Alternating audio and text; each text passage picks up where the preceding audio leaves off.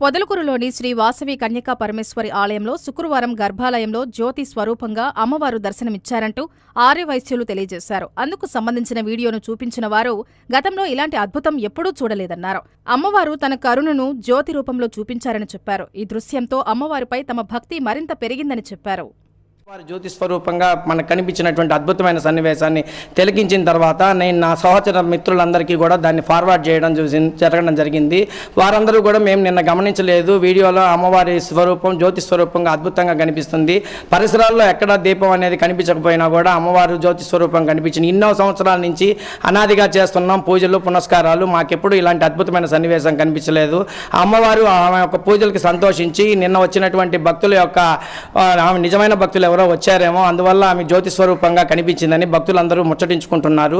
ఇలాంటి అద్భుతమైన సన్నివేశం జరిగిన సందర్భంగా మన దేవస్థాన కమిటీ వాళ్ళు ఈరోజు లలితా